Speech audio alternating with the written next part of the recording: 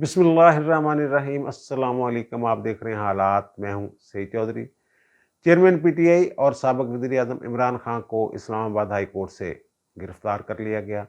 Rangers Hakam ने नैब के chairman की तरफ से जारी किए गए वारंट गिरफ्तारी की तामील करते हुए उन्हें गिरफ्तार किया। ये कोई 5 मिनट का टोटल ऑपरेशन था और 2:20 पे ये कार्रवाई शुरू हुई और 2:25 पे वो इन्हें गिरफ्तार करके ले गए साथ और इनको मुंतकिल कर दिया गया है नैब हेडक्वार्टर रावलपिंडी। और वहाँ उनका मेडिकल शेडिकल भी हुआ है, चेकअप हुआ है, कोई ब्लड वगैरह के नमूने जो हैं वो भी हासिल कर लिए गए हैं। और राना सनाउल्लाह को बड़ी देर से इंतज़ार था कि इमरान खान किसी तरह उनके काबू आएँ तो उनका मुकम्मल मेडिकल चेकअप करवाएं और उनके ब्लड के नमूने हासिल करके, खून के नमूने हासिल करके चेक करवाएं कि जनाब इसमें वो कोई नशा और ये वो चीज़ें हैं या नहीं हैं। और देखें अब क्या निकलता है। अब पता ये चला है कि जनाब इमरान खान साहब को जो वहाँ बुखार चढ़ गया है और बुखार यानी हरारत जिसको कहते हैं, और वो तकलीफ़ का इज़हार कर रहे हैं कि उनकी जो टांग है, जो ज़ख्मी टांग है, उसमें शदीद तकलीफ़ है। ये इज़हार उन्होंने किया है। बहरहाल देखें, आज उन्हें नैब की अदालत में पेश किया जाएगा और फिर तोशाखाना वाला जो केस है उसमें उनके ऊपर फ़र्द जुर्म आयद करने के लिए भी 10 जो मई है उसकी तारीख मुकर्रर है। देखें वहाँ भी लेके जाते हैं या सिर्फ उनका जो जिस्मानी रिमांड लेने की कोशिश करेंगे। अच्छा, मुख्तलिफ सवालात जो हैं ये उठ रहे हैं। एक तो ये कि नैब ऑर्डिनेंस में जो मौजूदा हुकूमत ने तरमीम की है उसमें तो ये कहा गया है कि काबीना के किए गए फैसले या सरकारी तौर पर अगर कोई अहदेदार फैसला करता है तो उसकी बुनियाद पे नैब उसके खिलाफ कार्रवाई नहीं कर सकता। तो फिर ये जो अलकादर ट्रस्ट वाला केस है और कहते हैं जनाब 19 करोड़ पाउंड जो हैं उस वक्त ये तकरीबन 38 अरब रुपए पाकिस्तानी बनते थे और अब वो कहते हैं कि 60 अरब रुपए बनते हैं। तो वो कैसे मुल्क रियाज को दे दिए गए, सुप्रीम कोर्ट वाला मामला, ये आगे जाकर मैं इसकी तफसील बताऊंगा। तो फिर कैसे कार्रवाई हो सकती है इनके खिलाफ। और फिर पीटीआई के रहनुमा कहाँ गायब हो गए। सोशल मीडिया पे जो पीटीआई का सोशल मीडिया है, शुरू में बड़ा शोर उठा, गलगला मचा कि जनाब पाकिस्तान तुर्की बन गया है और इमरान खान तैयब एर्दवान है और रेड लाइन क्रॉस हो गई और पता नहीं हम क्या कर देंगे। कोर कमांडर हाउस लाहौर पे, जनाब जिसको कहते हैं, वहाँ कब्जा। कोर कमांडर घर का दरवाजा तोड़ के मेन अंदर दाखिल हो गई है। कहा था इमरान खान को ना छेड़ना सर। और वहाँ जीएचक्यू में दाखिल हो गए इनके वर्कर और पथराव चिथराव और जलाओ घेराव जो भी हो सकता था इन्होंने किया। लेकिन फिर अचानक इनके जो लीडर हैं वो अचानक गायब हो गए और लातल्लुकी का इजहार शुरू कर दिया। ये इसके पीछे क्या चल रहा है और इनको इतनी आसानी के साथ हसास मकामात के अंदर जाने की इजाज़त कैसे मिल गई? क्या इसके पीछे कोई प्लानिंग है? इनको इस्लामाबाद हाई कोर्ट से भी बड़ी उम्मीदें वाबस्ता थी और वहाँ से भी इनका तांगा जो है वो कचहरियों खाली आ गया। इस पर भी बात करेंगे। ये असल में हुआ क्या है? असल में हुआ ये है कि इमरान खान साहब ने जो एक सियासी जंग है इसको गैर सियासी अंदाज में लड़ने की कोशिश की। जब एक सियासतदान गैर सियासी रवैया इख्तियार करेगा फिर ज़ाहिर है जो दूसरी तरफ जिनके ऊपर उसने चढ़ाई की हुई थी उनका भी ज़ाहिर है रद्द-ए-अमल जो होगा वो उसी अंदाज में होगा। वो फिर सियासी खेल नहीं खेलेंगे, वो भी अपने अंदाज में खेलेंगे। अब ये मामला शुरू होता है, थोड़ा सा पीछे जाएं, जब ये वज़ीर आज़म थे और उस वक्त के DGISI फैज़ हमीद का तबादला कर दिया जाता है। वहाँ से ये खुल के मामला शुरू हुए। इनका फड्डा चड्डा जो भी था जनरल कमर जवेद बाजवा के साथ बयानबाजियाँ और फिर आखिरकार फैज़ हमीद को पेशावर भेज दिया गया और फिर अदम एतमाद के ज़रिए इनकी हुकूमत गिरा दी गई। इन्होंने कुछ चलाकियाँ करने की कोशिश की, फिर बीच में सुप्रीम कोर्ट ने खुद नोटिस ले लिया, फिर इनकी चलाकियाँ दरी की दरी रह गई और इनको घर भेज दिया गया। उसके बाद इनकी जो बयानबाजी और ज़ुबान है और जो लबो लहजा है अमेरिका से शुरू हुए। बहरहाल फिर इन्होंने निशाने पर रख लिया, एक बना लिया जनाब इन्होंने dirty Harry, major general Faisal Naseer, وہ یہ ڈرٹی ہیری کہتے تھے، اور جو سیکٹر کمانڈر لاہور تھے ان کے خلاف بھی یہ، اور ان کی وہ راشدہ یاسمین راشد جو ہیں وہ حفظ اسرائی کرتی رہیں۔ انہوں نے اپنی جو توپوں کا رخ ہے وہ اسی ادارے کی طرف رکھا، اپنے کارکنوں کے اندر بھی نفرت بھری، باقاعدہ سوشل میڈیا پہ مہم چلائی گئی، نئے army chief general Asim Munir کا راستہ روکنے کی بھرپور کوشش کی گئی۔ اور پھر آپ کو یاد ہوگا ایک پریس کانفرنس میں جو فوج کی طرف سے کی گئی، آئی ایس پی آر کی طرف سے، D G S P R کی طرف سے، اس میں یہ کہا گیا تھا یہ ریڈ لائن ہے، فوج جو ہے یہ ریڈ لائن ہے ہماری، اس کو کراس نہ کیا جائے۔ اور اس کے بعد عمران خان نے یہ کہا تھا کہ یہ میں ریڈ لائن مٹا کر دکھاؤں گا، اور پھر یہ ریڈ لائن مٹانے پہ لگ گئے بھرپور انداز میں۔ کل بھی جب یہ اسلام آباد کی طرف چلے ہیں تو اس وقت، اس سے پہلے D G S P R کی ایک پریس کانفرنس آ چکی ہوئی تھی جس میں انہوں نے کہا تھا جناب عمران خان ایک بے بنیاد الزامات لگا رہے ہیں، اداروں کو بدنام کر رہے ہیں، انٹیلیجنس افسروں کو کے اوپر کیچڑ ڈال رہے ہیں، تو وہ اس سے بات رہی ہے، اگر کوئی مسئلہ ہے تو وہ قانونی راستہ اختیار کریں، اور ہم جو قانونی کارروائی کا حق جو ہے وہ محفوظ رکھتے ہیں۔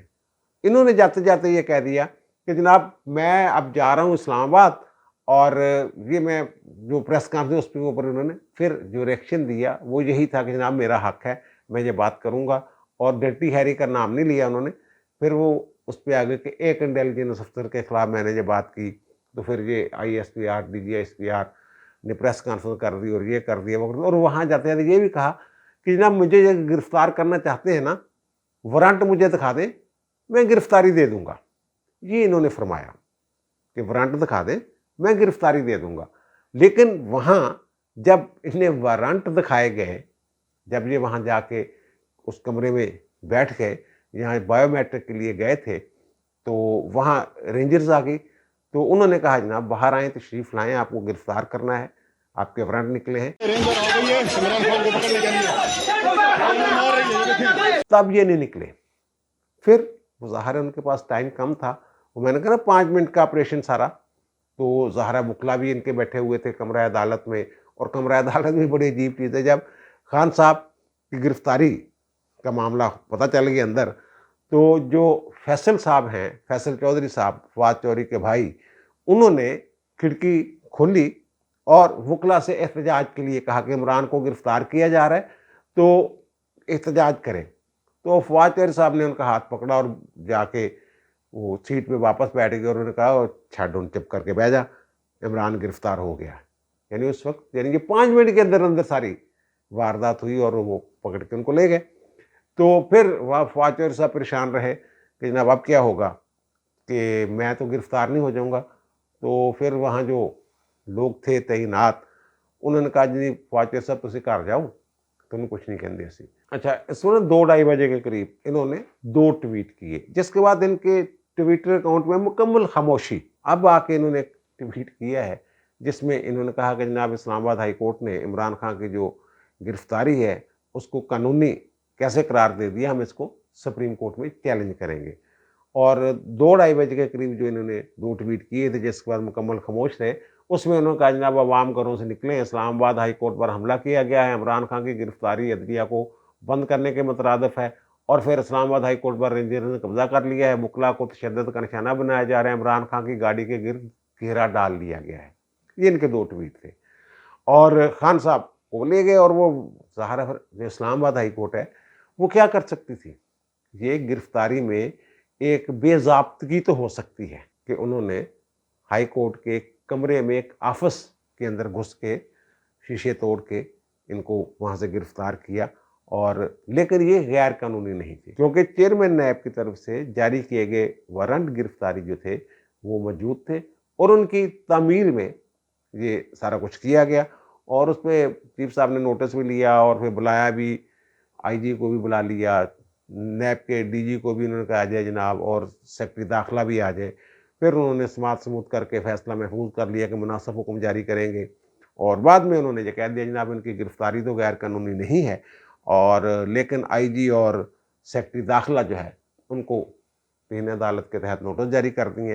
وہ جناب کمرہ توڑنے چھوڑنے کا جو معاملہ ہوا ہے، اور رجسٹرار کو کہا ہے کہ جناب ایف آئی آر درج کروائیں اور اس معاملے کی ساری انکوائری کروائیں، اور 16 مئی کو اس کی रिपोर्ट जो है वो सबमिट करें, ये था। अच्छा, इनको बड़ी उम्मीदें थी, जो चीफ जस्टिस हैं आमर फारूक साहब इस्लामाबाद हाई कोर्ट के, उनसे इनको बड़ी उम्मीदें थी।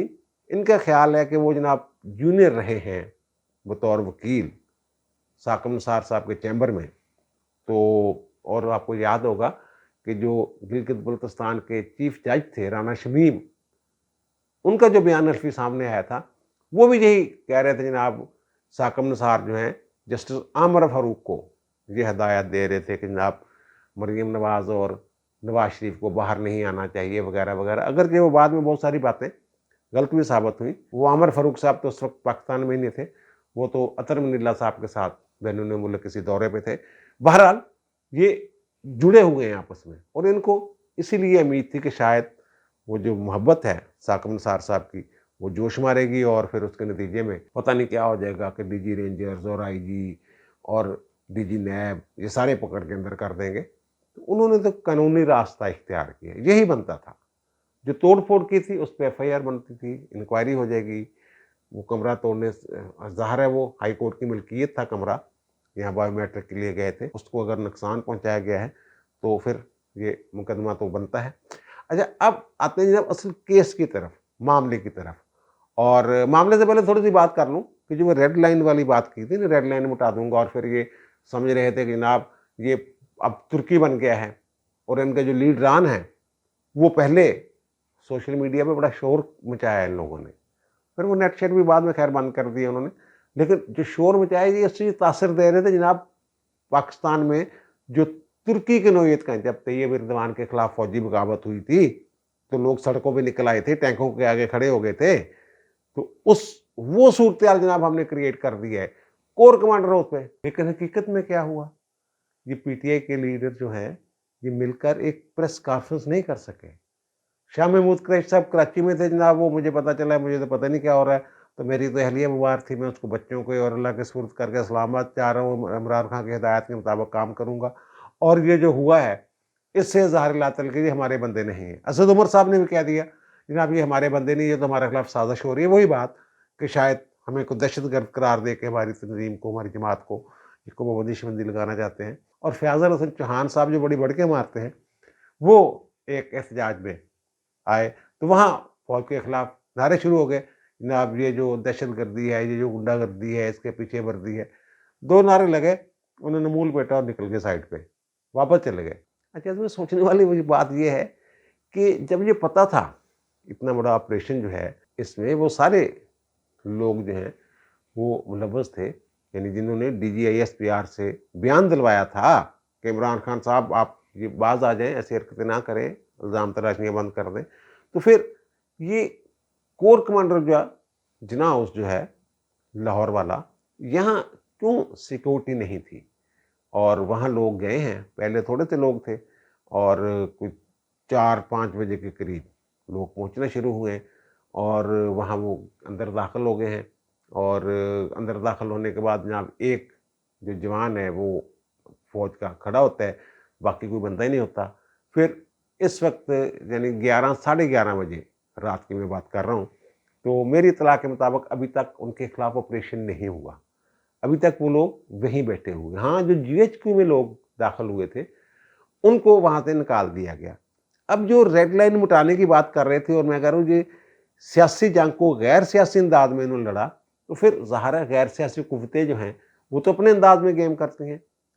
अब ये इसमें कोई शक रह गया है कि इमरान खान ने फ़ौज के ख़िलाफ़, अदारों के ख़िलाफ़ लोगों के अंदर इतनी नफ़रत भरी, और फिर ये भी कहा जा सकता है कि इनकी हिदायत पर पहले से प्लानिंग थी, यानी इनकी प्लानिंग तो इस हद तक थी, इन्होंने एक वीडियो बयान पहले से रिकॉर्ड करके रखा हुआ था। जब ये गिरफ्तार हुए हैं तो उसके बाद वो बयान जारी कर दिया जाता है, जिसमें ये कह रहे हैं कि जिस वक्त ये बयान अब तक पहुंचेगा उस वक्त तक मैं एक गैर कानूनी मुकदमे में गैर कानूनी तौर पर गिरफ्तार हो चुका हूँ, इस तरह की बात करते हैं। इनकी प्लानिंग तो इस हद तक थी, तो क्या ये इनकी प्लानिंग नहीं होगी कि, और वो देखें जो लड़के वहाँ गए हैं उनमें ज़्यादा कम उम्र नौजवान जो है ना वो आपको नज़र आएंगे, और इनकी क़यादत तो थी नहीं, क़यादत को तो इतनी तौफीक नहीं हुई कि प्रेस कॉन्फ्रेंस ही कर लें। बहरहाल ये तय हो गया कि जनाब ये जो एक सियासी जमात है ये جس کو PTI کہتے ہیں، یہ سیاست سے ہٹ کے اس کی سرگرمیاں ہیں، ملکی سالمیت کے خلاف کام کر رہے ہیں، فوج پہ حملہ آور ہو گئے، کور کمانڈر ہاؤس پہ قبضہ کر لیا، GHQ میں داخل ہو گئے، سروسز میس جو ہے فوج کا، جو اس کے ساتھ ہی کور کمانڈر ہاؤس کے ساتھ ہی ہے، وہاں قابض ہو گئے۔ تو پھر پیچھے رہ کیا گیا؟ اس سے بڑی ملک دشمنی کیا ہو سکتی ہے کہ فوج کے اوپر حملہ کر دیا جائے؟ اگر یہ ان کی پلاننگ ہے تو پھر ان کی بھی کوئی ایسی پلاننگ ہو سکتی ہے کہ جناب یہ تو طے شدہ بات ہے، میں بار بار کہہ رہا ہوں کہ عمران خان کا پتہ کٹ چکا ہوا ہے۔ الیکشن 2023 میں ہوتے ہیں یا جب بھی اگلے الیکشن ہوں گے، اس میں عمران خان نہیں ہوں گے۔ اب مجھے یہ لگ رہا ہے ان کی حرکتوں سے، عمران خان صاحب کی حرکتوں سے، کہ یہ PTI بھی نہیں ہونی، مجھے لگ رہا ہے یہ۔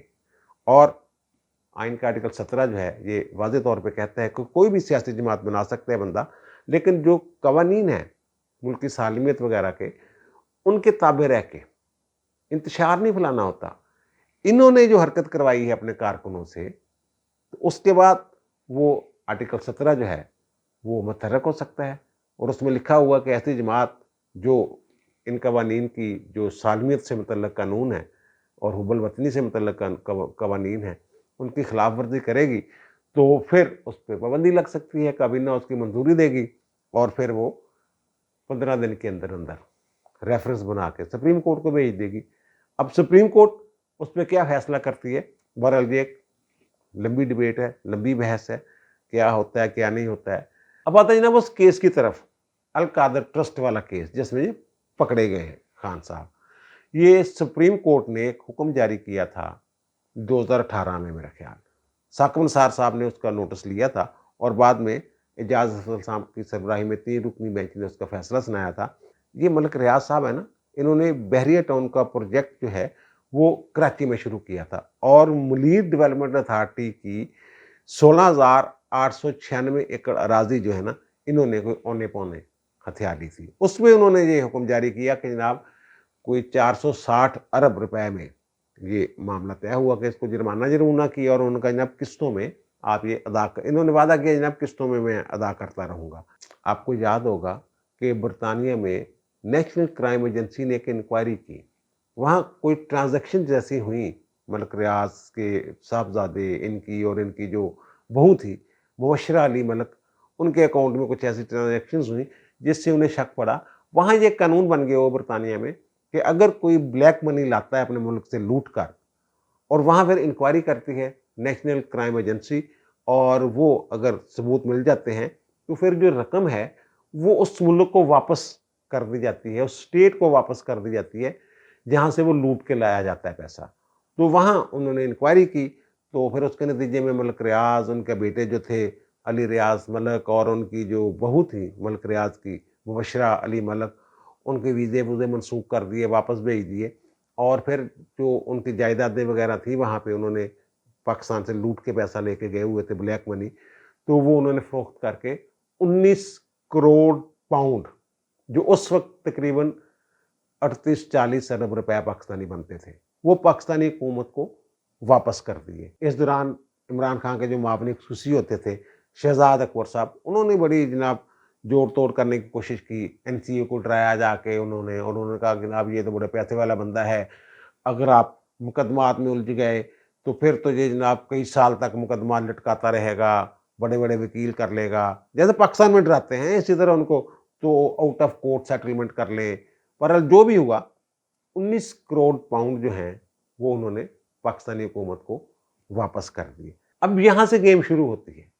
اب یہ کہا جا رہا ہے، اور اس وقت ایک ویڈیو بھی آئی تھی اور ان کی ملاقاتیں بھی ہوئی تھیں ان کی بیٹی کے ساتھ، ملک ریاض کی بیٹی کے ساتھ شہزاد اکبر کی، اور ایک ویڈیو بھی آئی تھی جس میں کوئی بریف کیس وہ پکڑتے ہوئے نظر آتے ہیں، کہتے ہیں کہ جناب 2 ارب روپے انہوں نے ملک ریاض سے وصول کیا شہزاد اکبر صاحب نے، اور پھر یہ کابینہ کے اجلاس میں ایک بند لفافہ پیش کیا جاتا ہے، اور یہ اس کی خبر جب میں نوشیروان کے ساتھ یہ حالات کیا کرتا تھا تو اس وقت ہم نے یہ خبر دی تھی، شیریں مزاری کے حوالے سے یہ خبر باہر آئی تھی، تو انہوں نے یہ کہا جناب یہ ایک بڑا حساس معاملہ ہے تو کابینہ اس کی منظوری دے دے۔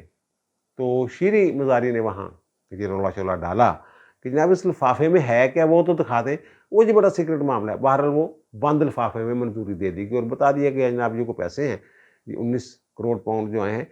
अब इन्होंने वो पैसे सरकारी खजाने में जमा करवाने के बजाय सुप्रीम कोर्ट को दे दिए, उस मद में इमरान मलिक रियाज के खाते में डाल के वो जो 460 अरब रुपए उन्होंने डाला हुआ था मलिक रियाज को, उसमें एडजस्ट करवा दिए। वो 38 अरब रुपए या 40 अरब रुपए, अब अगर गिना जाए तो 60 अरब के करीब वो कहते हैं, वो रुपए जो हैं वो इन्होंने सुप्रीम कोर्ट को दे दिए। अब सुप्रीम कोर्ट ने नहीं पूछा कि भाई मेरे ये पैसे तो आए हैं बाहर से पाकिस्तान के लिए। अब जो चोर और डाकू और लुटेरा है जो लूट के लेके गया था, लूट का माल तो उन्होंने वापस किया है असल मालिकों को, स्टेट को। आप फिर उसे ही दे रहे हैं चोर को ही कि जनाब ये ले, आपने चोरी किया, शाबाश, वेरी गुड, इनाम ले लें। सुप्रीम कोर्ट इसमें खामोश रही। बड़ी अजीब बात है। अब मेरा तो ख्याल है कि सुप्रीम कोर्ट को ही पकड़ना चाहिए इस केस में कि भाई आप लोगों ने नहीं सोचा कि ये 19 करोड़ पाउंड के बराबर जो रकम है वो आपको दे रहे हैं मलिक रियाज साहब, ये पूछा ही नहीं आपने। आपको पूछना चाहिए था इस बात पे कि जनाब ये तो पाकिस्तानी खजाने की रकम है और आप कैसे हमें दे रहे हैं। बहरहाल ये मामला, अब लोग ये कह रहे हैं कि नैब ऑर्डिनेंस में होगी तरमीम, और नैब ऑर्डिनेंस ये कहता है कि जनाब अगर काबीना किसी चीज़ की मंजूरी देती है, कोई फैसला करती है, तो उस फैसले की बुनियाद पे उनके खिलाफ नैब कार्रवाई नहीं कर सकता। या कोई सरकारी ओहदेदार अगर अपने ओहदे के ऊपर बैठे हुए कोई फैसला करता है और उससे कोई नुकसान हो जाता है तो उसको नहीं पकड़ा जाएगा। ये कानून बन गया हुआ है। और फिर रिमांड का भी इन्होंने चैलेंज किया इमरान खान इस कानून को, अब उसी से फ़ायदा उठाने की कोशिश करेंगे। 90 दिन का रिमांड होता था, यहाँ जो खवातीन हैं इनकी वो 45 दिन का रिमांड भुगत चुकी हुई हैं, मरीम नवाज वगैरह। तो वहाँ तो बाकी जो मर्द थे उनको पूरे 90 दिन अंदर रखते थे ये नैब वाले, और वो इंक्वायरी से पहले ही पकड़ लेते थे। बहुत सारी मिसालें ऐसी हैं। ये तो बाकायदा कानून के मुताबिक इंक्वायरी के बाद इन्वेस्टिगेशन शुरू हुई, ये शामिल तफ्तीश नहीं हुई इमरान खान और इनकी अहलिया बुशरा बीबी। अब इसमें ये देखें, इसमें बुशरा बीबी भी मुल्ज़म है बराबर की, जैसे इमरान मुल्ज़म है ऐसे बुशरा बीबी भी मुल्ज़म है। बुशरा बीबी भी पकड़ी जाएंगी, देख लीजिएगा इस केस में आगे जाके। वो फौरी तौर पर तो रौला पड़ जाना था ना, लोगों की हमदर्दियाँ हो जाती हैं औरतों के साथ, और ख़ास तौर पर नकाब पोश खवातीन के साथ तो लोग बहुत ही अटैच हो जाते हैं। आज वही कानून जिसको चैलेंज किए उससे फ़ायदा उठाएंगे। अब 14 दिन से ज़्यादा रिमांड जो है, जिस्मानी रिमांड, वो नहीं दिया जा सकता। बहरहाल अब इसको पकड़ेंगे कैसे, जब अगर काबीना का फैसला है उसको तो नैब जो है वह दायरे इख्तियार से बाहर है। असल में ये इशू नहीं है, इशू है रिश्वत लेने का, करप्शन का, करप्ट प्रैक्टिसिंग का। वो क्या है, इन्होंने एक जालसाजी के साथ अब जो उनको फ़ायदा दिया वो तो काबीना का फैसला अब अलग कर दे, छोड़ दे उसको। अब उसके इवज़ इन्होंने लिया क्या? ज़ाहिर है उसको इतना फ़ायदा दिया है, अगर 50-60 अरब रुपए का, 19 करोड़ पाउंड का, तो फिर उसके इवज़ क्या लिया है? इन्होंने एक अल कादर के नाम से ट्रस्ट बनाया और उसमें जुल्फी बुखारी साहब भी थे, बाबर अवान साहब भी थे, और उस ट्रस्ट को फिर इन्होंने रजिस्टर्ड करवाया। ट्रस्ट डीड की रजिस्ट्रेशन के बाद जो मलिक रियाज साहब हैं, जो बहरिया टाउन है, वो सहावा ज़िला जेहलम के करीब कोई 458 कनाल, 4 मरले और 58 मुरब्बा फुट जगह जो है वो जुल्फी बुखारी साहब के नाम उसको अतिया कर देते हैं। लिखा हुआ बकायदा वहाँ, गिफ्ट कर देते हैं जुल्फी बुखारी साहब को। अच्छा, अब जुल्फी बुखारी साहब और बाबर अवान साहब जो हैं वो अल कादर ट्रस्ट से अलग हो जाते हैं और पीछे रह जाते हैं इमरान खान और उनकी अहलिया बुशरा बीबी, वो ट्रस्टी रह जाते हैं। और ये जो जायदाद है ये जुल्फी बुखारी साहब जो हैं ये मियाँ बीवी के नाम उसको ट्रांसफ़र कर देते हैं, मुंतकिल कर देते हैं, और टाइटल अल कादर ट्रस्ट ही रहता है, लेकिन मालिक बन जाते हैं बुशरा बेगम और इमरान खान। और इसी तरह वो साहब जिन्होंने इनको यहाँ ज़मीन अलाट की थी, बनी गाला में 240 कनाल अराजी जो है वो बुशरा बेगम की फ्रंट वुमेन जो हैं, फ्रंट पर्सन कह लें आप, फरा गोगी के नाम भी अलाट कर देते हैं। और ये सारे आपस में जुड़े हुए मामलात हैं। अब वो कबीना से हट के इस मामले को देखना पड़ेगा। ये जिन्होंने राजी ली है उनको फायदा पहुंचाने के लिए अतिये के नाम पे और इसको गैर कानूनी तौर पे मियाँ बीवी के नाम रजिस्टर करवाया गया, ये सारा मसला है। ये कहते हैं कि अब इस जगह की कीमत जो है उस वक्त कोई 5 अरब के करीब थी और अब जो है वो 7-8 अरब के करीब है। ये इशू है, ये कबीना की मंजूरी वाला मामला नहीं है, ये रिश्वत का मामला है कि इस रिश्वत की बुनियाद पे इमरान खान साहब की जो कबीना है और इमरान खान साहब जो हैं वो 19 करोड़ पाउंड जो हैं वो मलिक रियाज को वापस करते हैं। ये दस्तावेजी सबूत मौजूद हैं। अब कबीना वाले मामले को आपने नहीं देखना, आपने सिर्फ ये अलकादर ट्रस्ट वाले मामले को और यहाँ होने वाली जो ये करप्शन है इसको देखना है। इसके तनाज़ुर में ये ओपन एंड शट केस है, ये दिनों में ख़त्म होने वाला केस है जिसमें इमरान खान साहब को और उनकी अहलिया को सजा हो सकती है। जुल्फी बुखारी साहब भी इसमें फंस सकते हैं क्योंकि जुल्फी बुखारी ने तो वो पता ही आपने फ्रंट मैन के तौर पे लिए थे ना, फिर असल मालकान को पहुंचा दिए।